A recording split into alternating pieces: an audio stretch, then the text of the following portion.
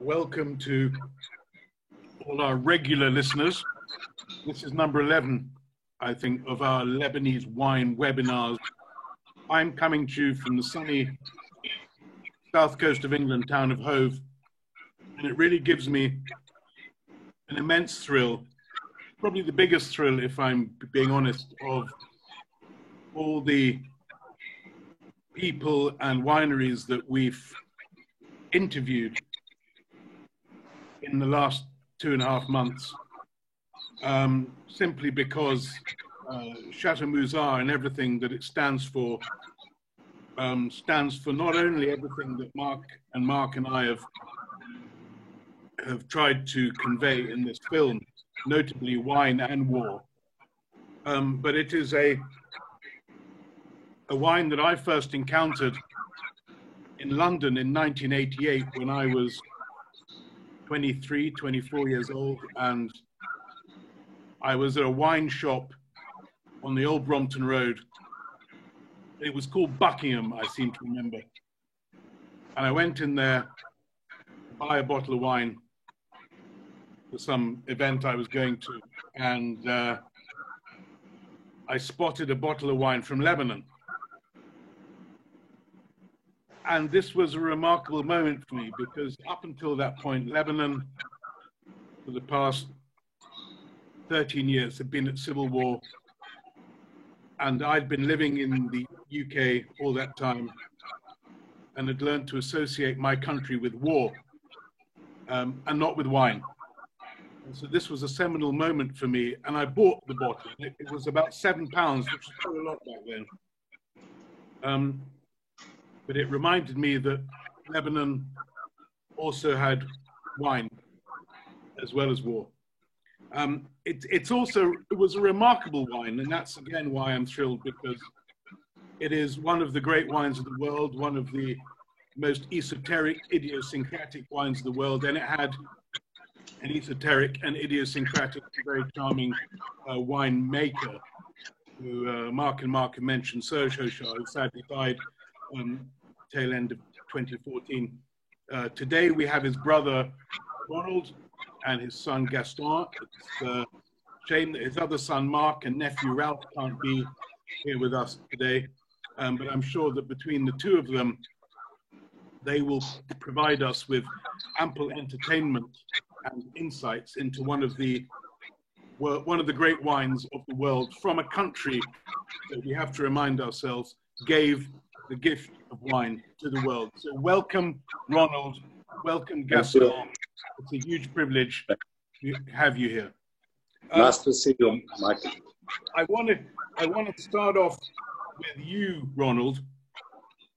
I want to ask you, I'm going to jump straight into one of the topics that Musar has been associated with for the past 40 years, and that is making wine in war and overcoming adversity.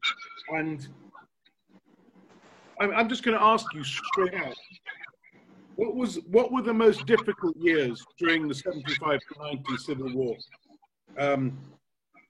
And what were the most difficult years? And if you could give us some color, some kind of background into what you had to do to get your grapes from the vineyard to the winery into the bottles and onto the dining tables of the world. What were some of the challenges that you had to face back then? On the harvesting side, in the 1976, we couldn't harvest because we didn't have electricity power. We couldn't have the machine operating, crushing and pressing, and that's why we missed the harvest in 1976. I'm telling you the difficulty we faced as much as can remember. Then year after year, it wasn't, to say the least, very easy because of the so-called civil war. It wasn't easy. But I'm trying to remember to focus on the years which were extremely difficult. In 1982, we had the war, and the Israeli invaded Lebanon. We couldn't in 1982. And in 82, we could harvest, and but it was difficult. Imagine on a battlefield to do it. Sitting in Lebanon today, it looks a bit easy, but on the side it wasn't. In 1984, we nearly missed the harvest, but we succeeded having 2 trucks, and one of our vineyards were in the middle of a battlefield, real battlefield. Therefore, 1 truck, we've got 2 trucks. One went through the mountains. It took many days. One went through Sidon on a boat, and we received it 10 days later. And amazingly, in fact, we had only 5% of our crop, 2 trucks, and we kept it. And we kept it for so many years until today. And we said it's good to show that how Musar has the element, the strength, the inner. It's a sign of, of resilience, faith in this country through this 84. We still have it. It's really interesting, not bottled, but not released on the market. Before that, before the 84, I missed a very specific vintage, the 1983, which we nearly missed completely. We had a battle in the Lebanon between, the Israeli army, and we had the militias. It was in September, until the 20th of September, 25th, Serge was in Paris with his family, and he called me in the morning at 25th, 21st, 22nd, said, Ronald, I told me, Ronald, when can we start? Said Serge, it's compromised. No harvest this year. Then we really missed it. Only one day, one afternoon, I was sitting on my own at the office. Nobody was in the street, bombing and shelling. I received a call from our bailiff from the other side of the sector in the city, Beirut. It was our bailiff. He talked at 5 in the evening. He said, Mr. Hoshar, we can start tomorrow. I said, what? Yes, I can have 2 trucks. I said, are you serious? How can you? I said, I manage. I called Serge, and I was a bit concerned that Serge, knowing him, would fly even without any plane with him. And said, Serge, I'm calling you, but please don't any risk. I'm here, because at the beginning of the war, we decided not to be together in the same country in Lebanon. And they told him, don't come. I know you, and please don't come. I could manage. I called our manager, said, I could make it. Said, Serge. Then he told me, I call you back. I'll see you with my wife and children. And he told me, I'm coming. He said, what? He said, I'm coming through Cyprus. And Los Santos neighbors get no sleep, even with anybody competing, even police. 4 deep in the green rag with rag, green glass with the green rag shot. That's mean. Stay in shape, stay in shape, stay in shape. You're super fat and bacon rap, nice and big. You got stats, respect, weapon, skill, stamina, muscle, fat, and sex appeal. You get clothes from Bingos and prolapse, suburban zip. Interesting. How'd you like my introduction? Tripalowski, Martin McLaughlin, Tripalowski. Yeah. Tripalowski.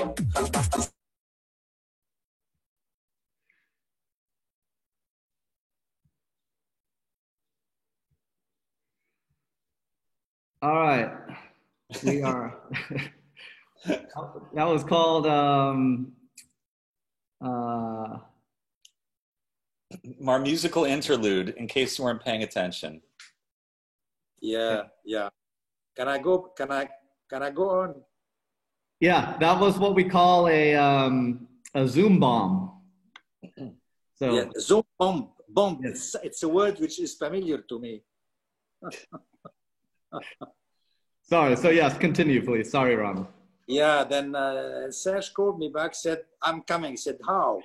Said, I'm going through Cyprus. The airport was closed.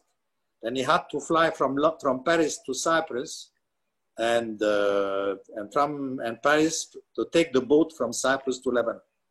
It was a risky journey. I'll take it. And he did it. I know, knowing him, that's why I told him, please, I don't want your family thinks I'm responsible for anything bad which may happen.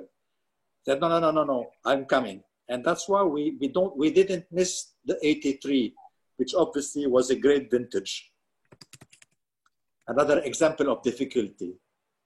Michael is not anymore here with us. Sorry, hi, Ronald. Michael. Can I bring in Gaston at this point? Yes, go on. Gaston, 1983, 84, you were 18, 19 years old, I think. Yeah, 17, 18, yes. Okay, what was your opinion? I mean, what was your sense of what was going on? Your father and your uncle trying to kind of get all this harvesting done, and then there was a war. And what was your kind of impression of all this? I mean, what did you think of it? Did you think they're all mad? Why are they trying to pick grapes during the war? Or had you been imbued with a sense of what needed to be done from an early age? So to you, this was all normal. I mean, I don't know. I'm quite interested to know what was your mindset at this point? Well, you need to understand that we need to go back in the context. And at the time, if you want, 76 to start with there, the first year which we didn't produce, we had left Beirut and we were living in the house above the winery, which is the family house. And we were all the cousins together. So we weren't really aware. We were still kids. I was 10 years old. So this is for 76. 83, in fact, it was a bit awkward because August 83, my father and mother took us on holidays. So they went to the US, but I stopped in Paris to stay at a friend's for the month of August. And we were planning to come back to Lebanon end of August. And the airport, in the meantime, had closed completely. And there was war in the mountains, so it was really impossible to go back. So we continued to wander in Paris. My parents came back from the US, but we got stuck in Paris. And in fact, like Arnold said, my father flew over, but we, as kids, weren't really kept in the loop of everything which was happening in details. We knew that the airport was closed and that we couldn't come back, and we were waiting for everything to open so that I could come back here with my brother and sister to go to school, which never happened. And we were waiting week after week, waiting for the news. And so it was a really long time. And finally, the decision was taken to stay in Paris. And this decision was taken in December. So finally, I went to school in Paris. And this is what made me stay in Paris for 11 years. So it was a complete change of life. So this is what really happened in 83. In 84, I know the story because I heard it, but I didn't live it because I wasn't here. And as I said, I was in Paris. And so we used to come for summer to Lebanon, going through Cyprus because we couldn't cross between East and West Beirut, as you, Michael, might know, because of the closure of the city, the division in two parts. And so we used to come, and at the time we were teenagers, and we wanted to go out, have fun with the friends. And so I wasn't really in the loop on the family business and on the winemaking. Okay. So I'd just like to go back to your uncle for a bit now and say, Ronald, at this point, it must have been very, very difficult to juggle so many things. You and Serge were juggling your families, your children's welfare, not just education, but safety. You were juggling a business, and you were juggling the business of making wine in a hot zone. What was it? I mean, you are, and the Lebanese in general, are the experts of crisis management. What were the main challenges? What were your priorities once you realized that Lebanon was falling apart? apart from your family's safety, at what point did you realize that it was either export or die? We never lost faith in our country, Serge and I. At the worst situation, when you have to take a crucial and decision, we always believed in this country. We know that we always discuss, Serge and I, this country has been living dangerously for 7,000 years. It's part of our nature and our DNA. And that's why we never thought that we could leave the country or leave the business. That's why we said the option one was to, because economically it was, the market dropped dramatically. We lost something like 75% of our market in this country, which was our major 99% of our market. We lost 75%. Thanks God, we decided, and because we went to London, went to Bristol Fair, you never know, always something good come from something bad. We wouldn't be tonight face to face behind the screen if this wouldn't happen. To go to London, and that's why it changed our life. It wasn't easy. It was a challenging, as you said before, Michael, you were a little boy, to export wine to England from Lebanon, as you were exporting corned beef from Vietnam to the States in the 50s. It wasn't easy how to mix and blend war and wine. And we believed it. And because it was of our confidence, our trust, and our faith in this country. It's a matter of faith, as we are today now. As you know, it's difficult, and we're still keeping faith. We are still investing in vineyards. I'm trying to tell you, to compare the situation at that time economically, and today, the same situation economically. It didn't change our mind about still investing, looking for the future. I know it's becoming difficult. It was difficult. We didn't know how long would it happen. It stayed 15 years. Thanks God, we resisted, we were resilient.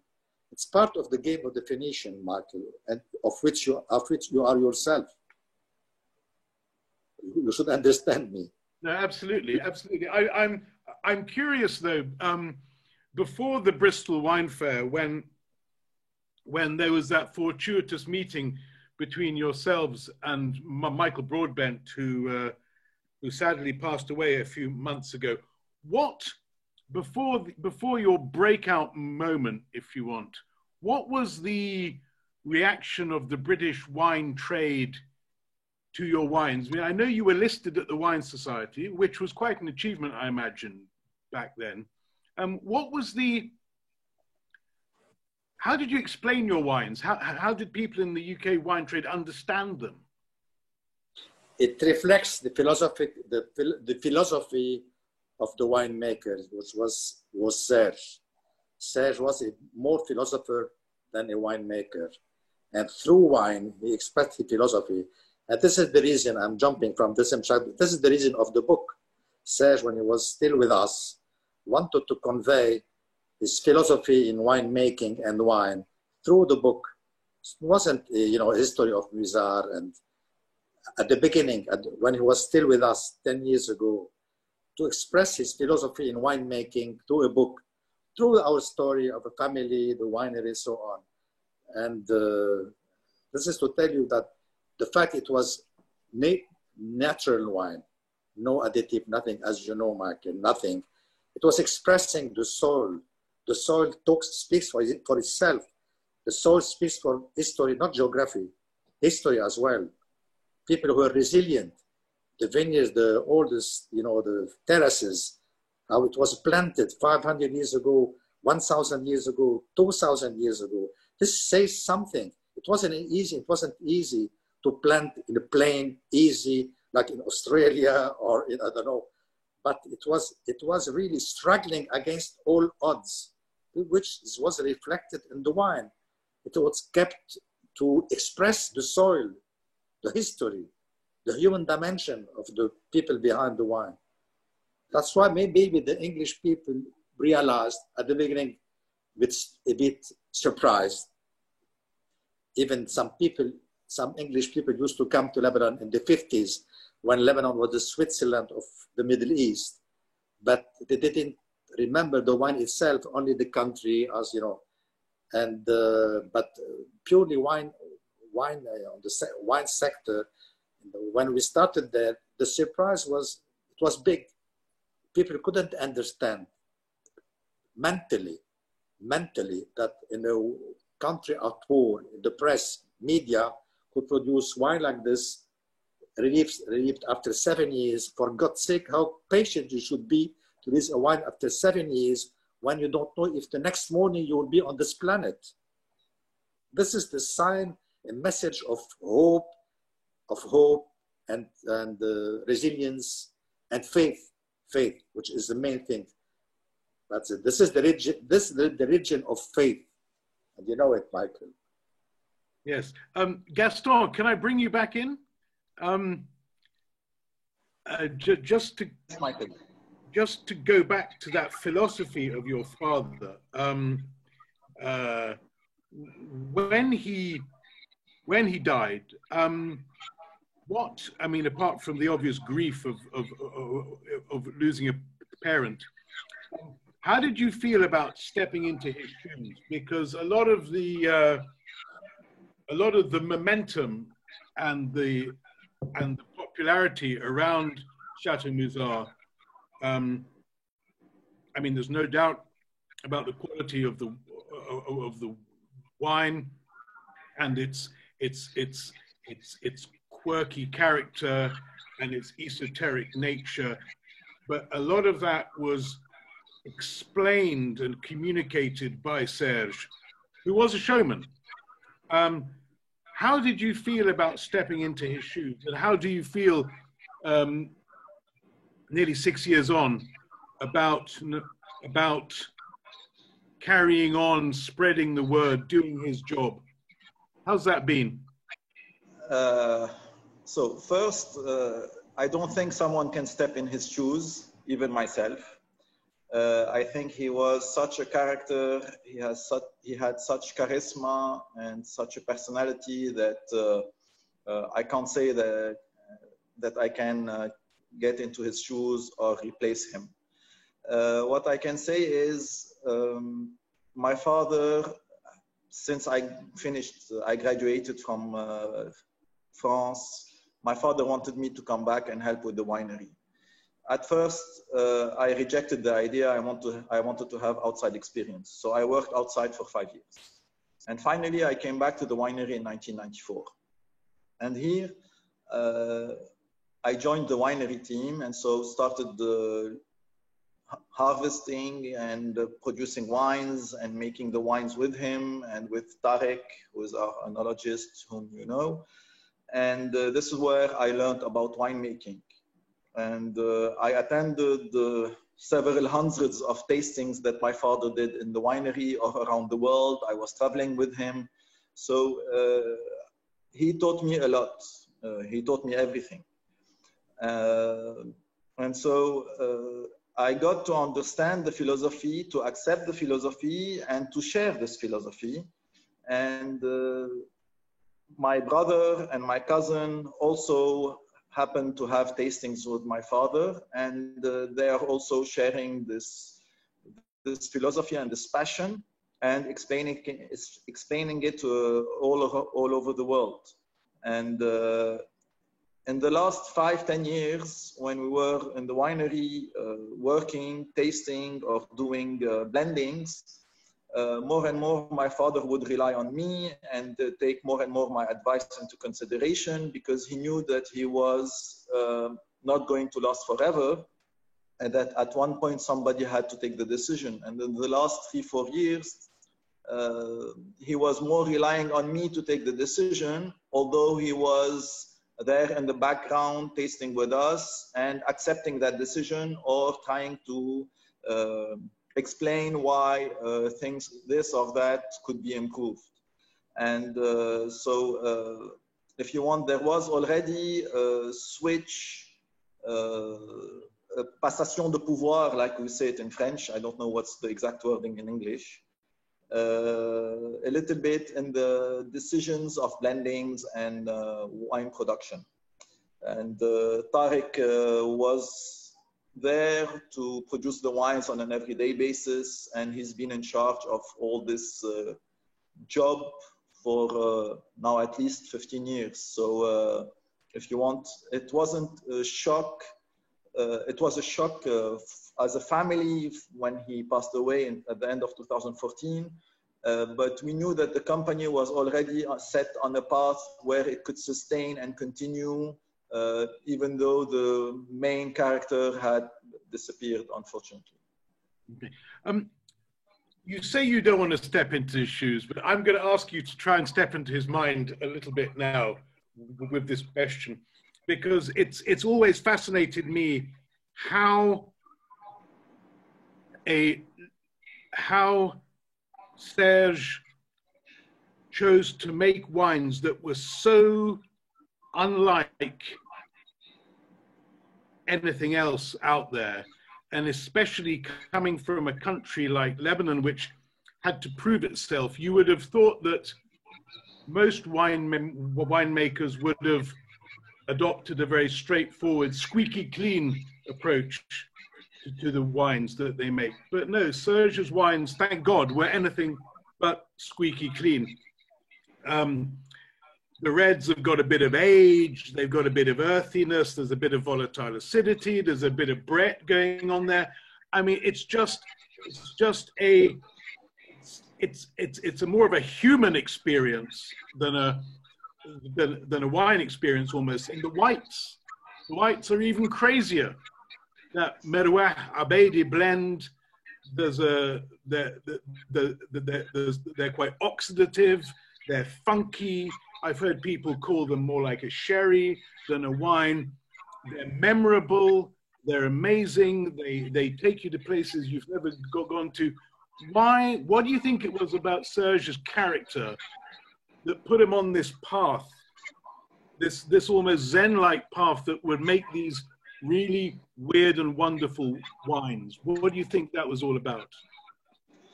Look, to understand this, you want to go back to the story. So, in fact, when my father joined Chateau Musar in 1959 and started producing the wines, there were two things that happened. He was asked to start producing by his father, by my grandfather, and my father did put one condition. He said, if I come, you leave. And so he forced my grandfather to not to follow up anymore on winemaking. And my father started producing the wines, but he hadn't studied enology yet. And he had realized that Lebanon was a country of sun and with great terroir, with great climatic conditions. And he knew and he realized that the vegetables and fruits of Lebanon are probably one of the most tastiest from all over the world.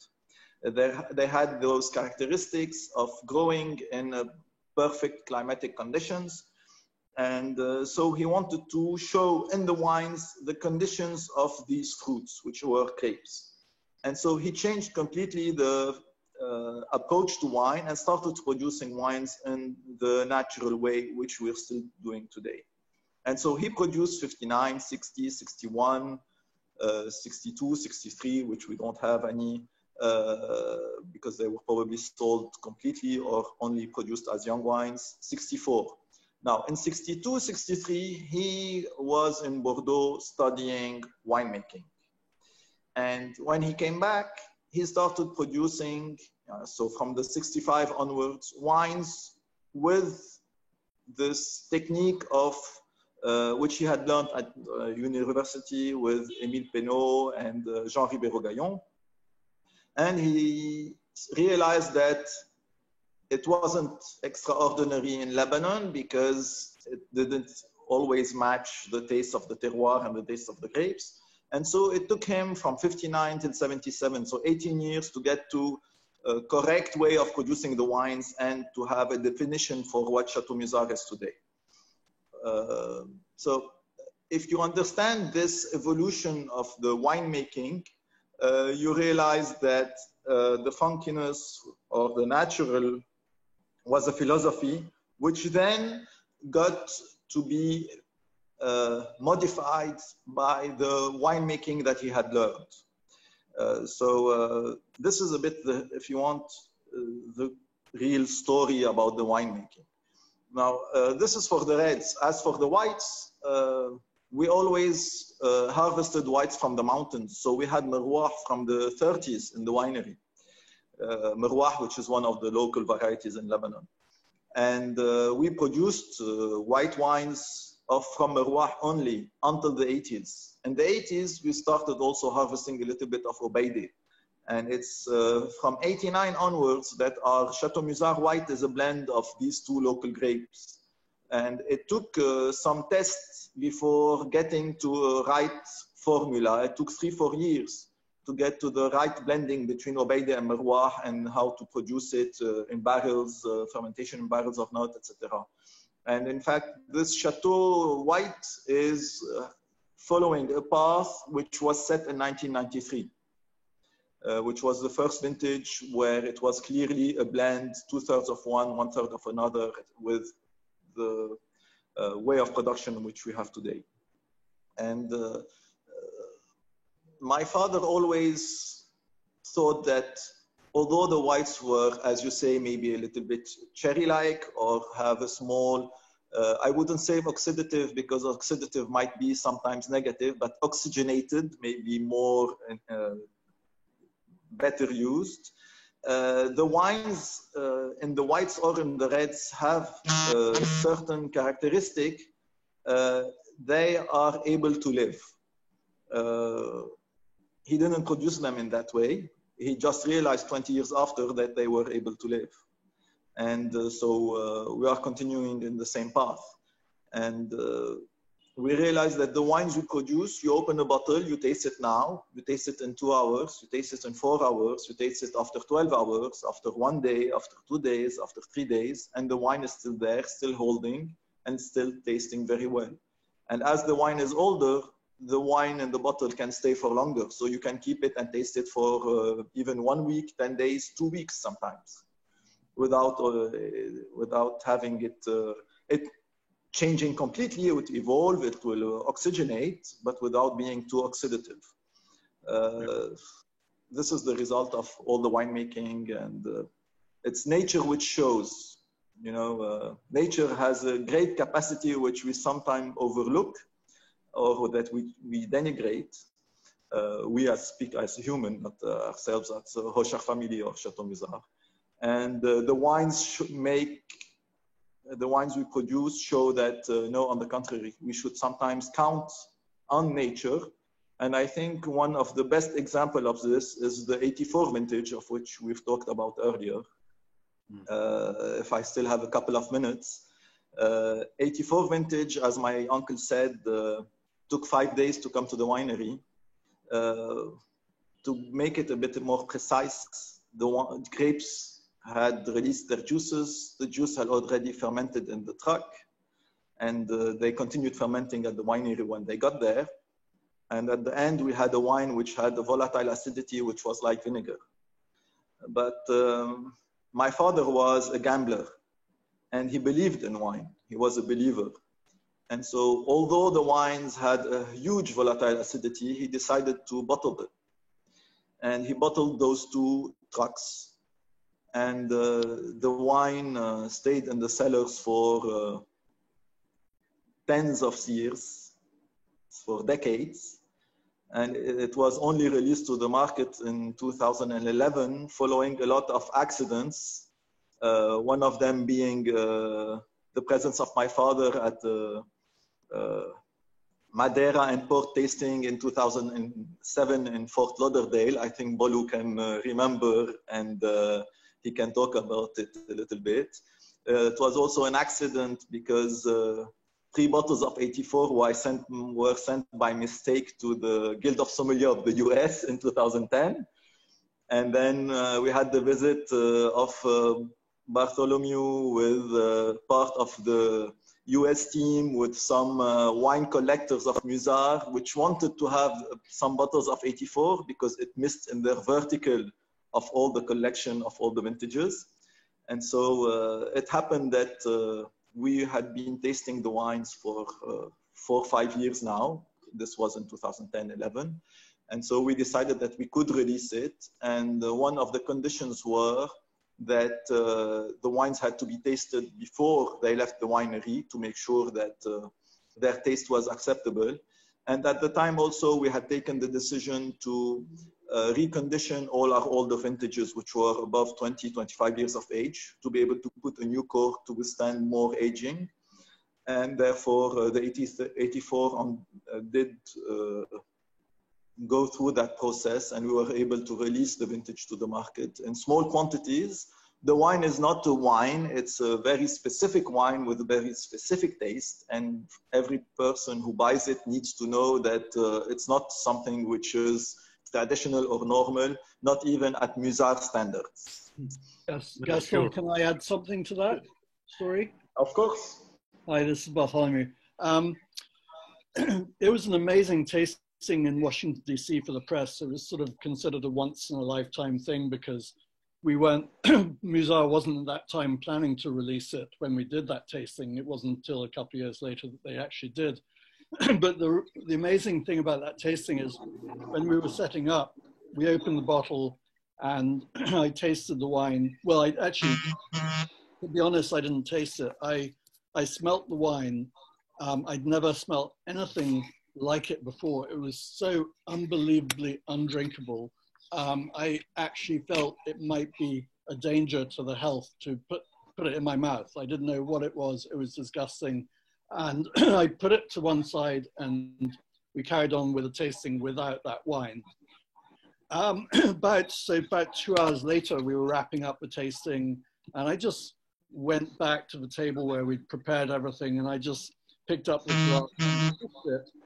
And I was astonished. It was completely different. So I poured it for everyone in the room and it was actually voted the best wine of the tasting, which was just a remarkable thing that shows how the wine is living. And then when we eventually sold it on the market, it's probably improved now, but when we sold it initially on the market, we told buyers, we would only sell it to buyers who we knew were Musart nuts, and we told them that they had to open it, and if it was undrinkable, just to leave it for a few hours and come back to it. But it certainly wasn't something we could release to the general market, and wasn't enough of it anyway. But now, when people tasted it, we don't have that experience. The wines really come around, and when you open it, it doesn't have that whatever that problem, whatever that was that it was. It's outgrown it. It's amazing. Anyway, thank you. Thank you. So thank you. Guys, it's at this time, well, normally at past we throw questions open to the floor, but I know we have a lot of regulars here who are dying to get stuck in. So if there's anyone from the floor that wants to ask Ronald or Gaston or even Bartholomew a question, please, please feel free. Now's your time.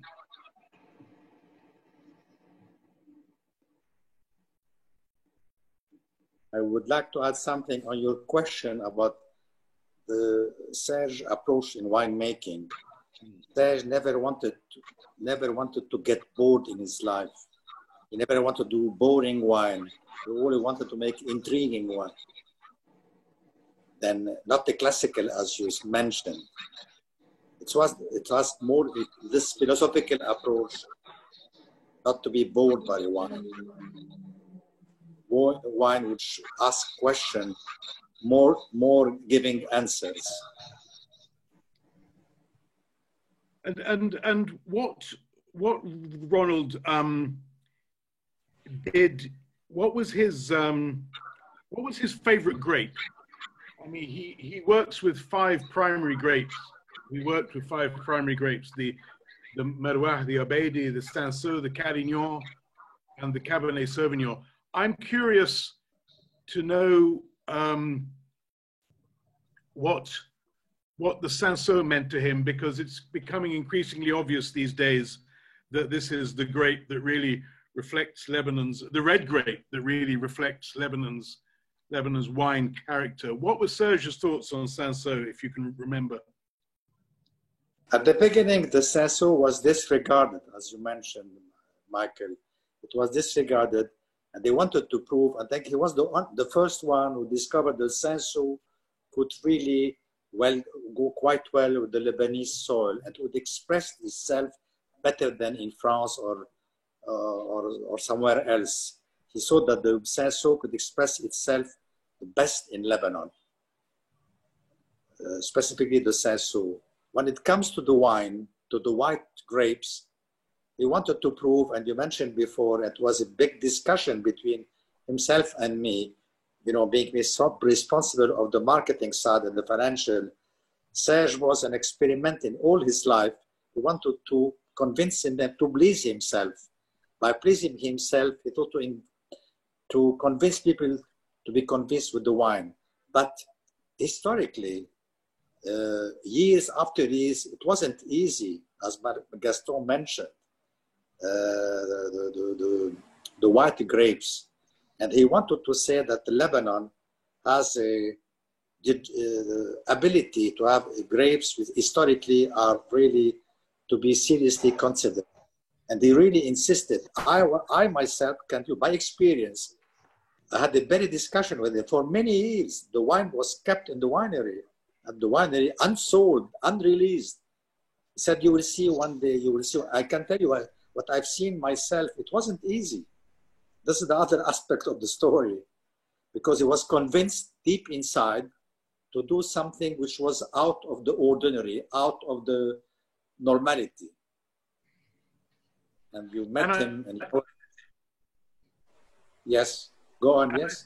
I think what makes his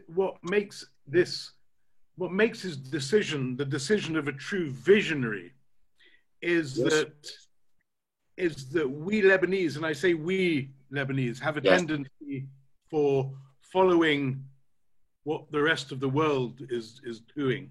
And so it would have been quite understandable if Serge had gone for a grape that consumers understood, a Chardonnay, a Sauvignon Blanc, a Clairette, a Viognier, something that would have had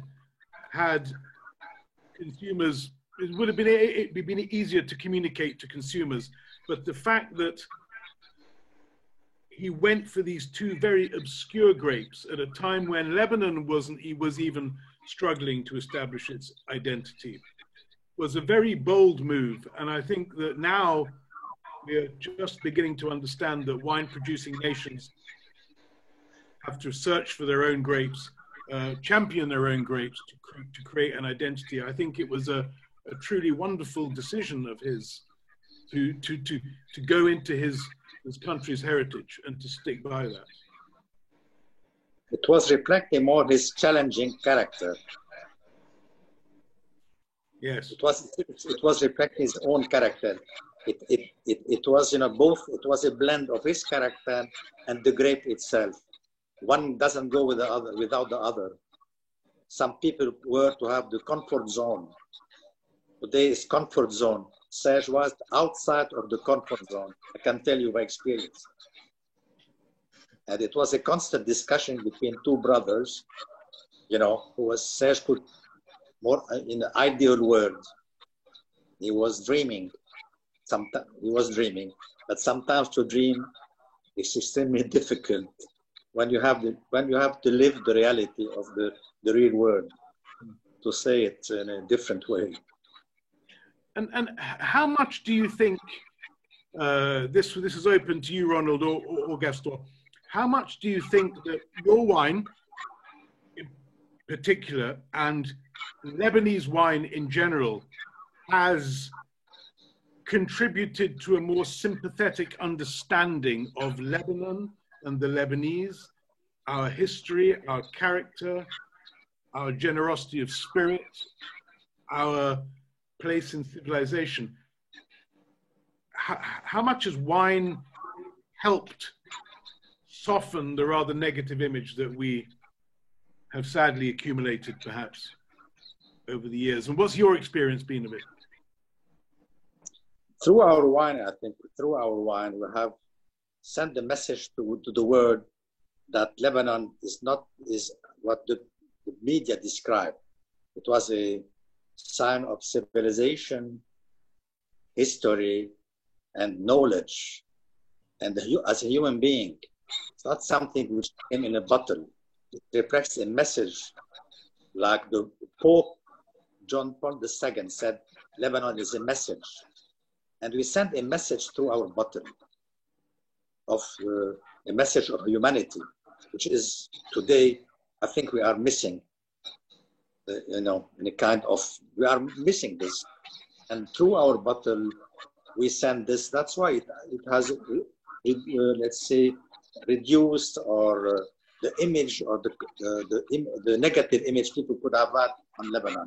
This was the paradoxical approach of the media and the wine, which is sending a different message. That's why another reason why the English people, Michael, at the beginning, were a bit surprised to see the paradoxical approach of a wine which is civilization, a country at war. It doesn't go together.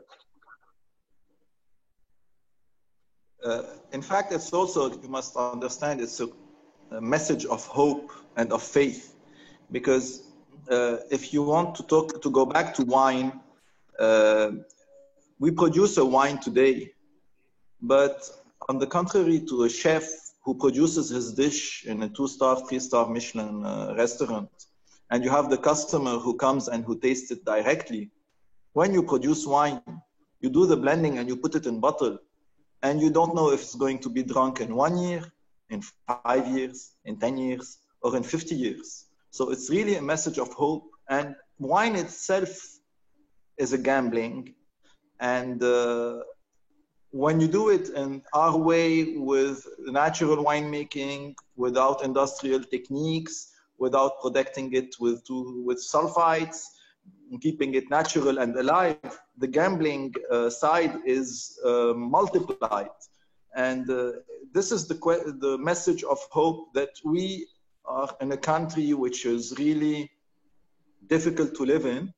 We are saying it today, but we are striving to continue producing wines in all circumstances, like it was done between 75 and 1990, like it was done earlier during the Second World War, or afterwards during the difficult times of 58 or whatever, and like it was in 2006. And we will be continuing on the same path to send this message. We were exporting to the UK in the 80s. I was living in the UK. I lived in London for 1 year from 81 to 82. And I spent 1 year there. And on the news, all I could see was the bombing and the shelling. And at the same time, my father was touring Canada, US, UK, Japan, Hong Kong, talking about wine, talking about the effect of wine, the memory of wine, the tastes, his philosophy. And there was a double message, one which was what was the political situation, which he didn't talk about, but which you had on all TVs, and a message which he had, which was a message of philosophy, a message of culture, a message of history of Lebanon. Don't forget that we have in Baalbek, the biggest temple dedicated to the god of wine, which was built by the Romans. And so all these facts are just here to show that wine is above everything. It's much more complex, not only in taste, but in all its different components that what we can imagine. And I think that's the message and the philosophy. Well, I couldn't have put it better myself. It is indeed, wine in Lebanon is a message of hope for a country that is very necessary, I think, in today's world. And I think your wines typify that hope as much as others by their honesty and their purity and their humanity. So, are there any questions from the floor? Maybe I have a question for Gaston. Hi, Gaston. I believe we met in 2017 at the Lebanese embassy in Brussels. Maybe you remember. Yes. Yeah. Just short before Mega Vino opened. You were referring to the production process of the white Chateau Musar white, and that it took you 4 years to get the process set up, so to speak. I'm sure that Tarek could elaborate a lot in detail on this process, but could you shed a little light on this process from a technical point of view? For example, how do you manage to keep your the taste as beautiful as it is always, the different years after years? Do you, for example, play a little bit with the percentages of Merwa versus Obeidi, or is there, what are the kitchen tricks, so to speak? Well, in fact, there are no kitchen tricks. The 4 years, in fact, which were tests, were 4 years where my father started to produce the blending of the Obeidi and the Merwa. And in fact,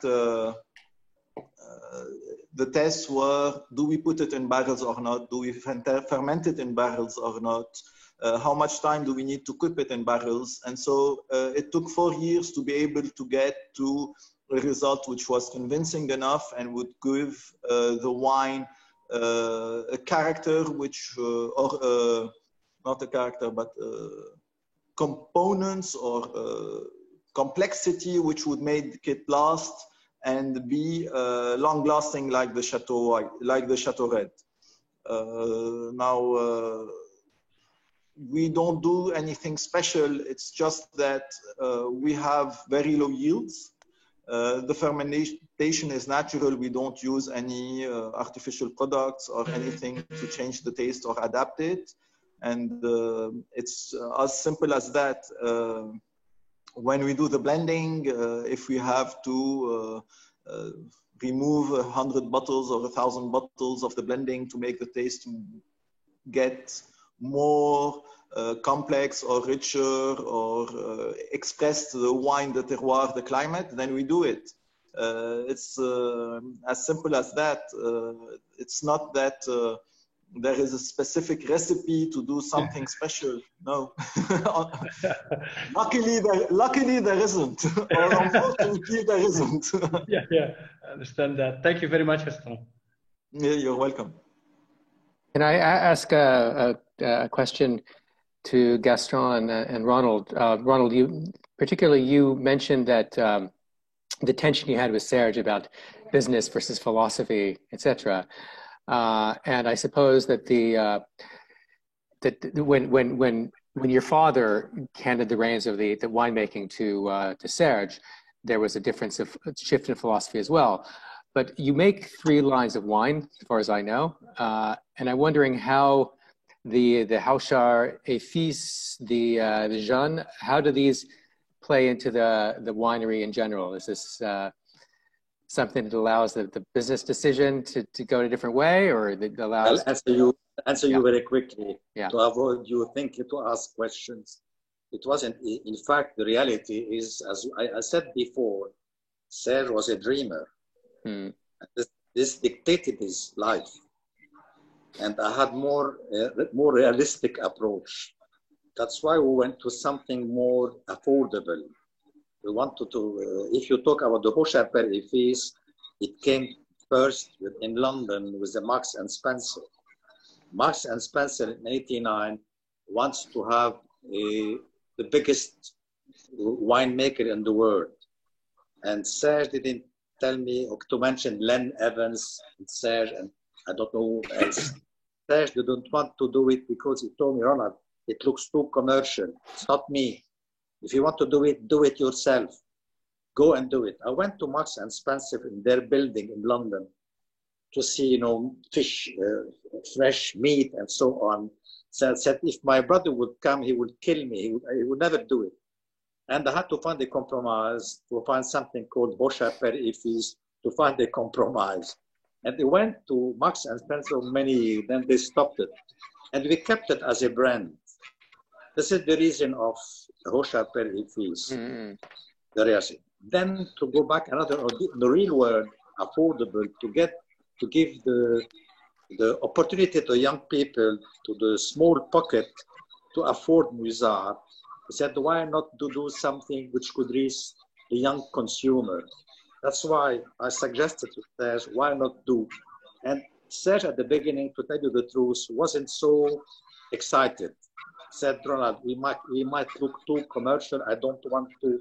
Unfortunately, we are in a real world, to come back to the same subject. Just to tell you that then he realized, when we make, I call jeune, not nouveau, jeune, to focus on the young consumer. And why? Because our manager, market manager in London, she's been with us for more than 30 years, Jane Souter. And she told me, Ronald, you know, when I go to the tasting, it was in the 80s, 90s, let's say, I am by far the youngest. All the audience are old, 50 plus at that time. And I was a bit surprised. I said, we should now talk to the young consumer who like the taste of Musart, that they can afford it and they could understand it. And that's why we made the jeune, to give the chance to the young people who couldn't afford Chateau Musart, even its comparative price. It's really, really affordable. And that's why, and the jeune, and now today it's very popular. Did I answer your question? But yes. It wasn't, at the beginning, it wasn't easy. Now, 25 years later, 30, it looks noble and, you know, it comes by itself. At the beginning, no, it wasn't easy because Serge said we might look commercial. But nowadays, you've got to talk to everybody. This is, and to send the message of Musart, the taste of Musart, the image of Musart, the taste of the Musart to everybody. This is the reason why. It takes time, you know why. For some of us older people who have small pockets, we still thank you. We thank you too. So, thank you.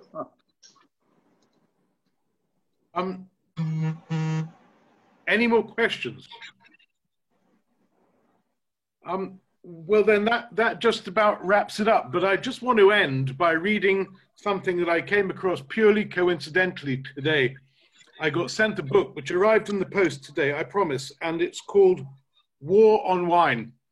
And that's war, not W-A-R, but W-A-U-G-H. It's Aubrun Waugh, and it's his memoirs on wine. Aubrun Waugh was one of the great journalists of his generation and a big wine fan, and the son of Evelyn Waugh, the great British novelist. And I was looking today in the table of contents, and I saw good news from Lebanon. And on page 146 is a small essay that Aubrun Waugh wrote in the 1980s. And I think it's fitting if I just read you a few lines from this, just to really show the impact that a small winery by global standards, from a small country by global standards, can have on the wine world. And he's writing about tasting the 1980, the Musart 1980. And he says, the 80 is in a different dimension. It is less overwhelmingly rich than the 79, but more elegant with a multiplicity of tastes, such as one expects only from the very best Bordeaux. Neither the tannin nor the acid has yet found its proper level, but the fruit is pure. Cabernet Sauvignon with all the wonderful complications that grape can offer. Those who sneer at the tastes of Cinsault and Syrah in this classic Musart will find it absent from this 1980, which has less of a Latour about it than the promised subtlety of a Lafite. I do not blush to bandy these names around when discussing a wine which may yet prove to be Mr. Hauchard's finest. And I think to have a wine, a Lebanese wine, mentioned in the same company as the great Premier Crus of Bordeaux is indeed testament to not only Lebanon's wine heritage, but the philosophy and the winemaking skills of the late Serge Hochar. And all it leaves me to do is to thank his brother Ronald and his son Gaston for joining us today in what has been a really interesting and entertaining and illuminating conversation. And I want to thank you, and I want to thank all the regulars, Bart, Jamal, Norbert, Philippa, May, who I see, and for Bartholomew Broadbent for joining us. And thank you. Can I just add that anyone who wants to buy the Chateau Musard book, if you're in the USA, you can order it from the broadbent.com website. That's probably cheaper than having it shipped from England. Of course, if you're somewhere else in the world, the Académie du Vin library website is where you would buy this, but broadbent.com is the only one selling this in the USA. Great, thank you. Thank you, everyone. Thanks a lot. Thank you. Thank you, Michael. It was great, as always with you. Good. Okay, guys. Thank you. Thank you, everyone, for joining, Gaston and Ronald. Thank you. Thank you, Mark, for organizing. Absolutely. Hello, Norbert. I have to thank you, Mark, once again. Mark? Yes. I want to thank you, Mark, what you've done today with me at my age to put me on the Zoom era. It's a major move in my life. Mark, I see you've been recording this. Is it going to be something we can post on social media afterwards? Absolutely. It'll be on the Wine and War Facebook page in minutes. Okay, good. Okay. Thank you, Mark. Thank you. Hope to see you in Lebanon. Hopefully. Thank As you. always. As always. Thanks, Ronald. Thanks, Gaston. Hope to see you as well, Bolo, in Lebanon. I hope so. Soon. We don't have any corona like you in your country. Oh God, we're in a mess here. Just appalling. Yeah. Okay. Okay, y'all. Have a good day. Thank you. Bye. Okay. Thank you. Bye.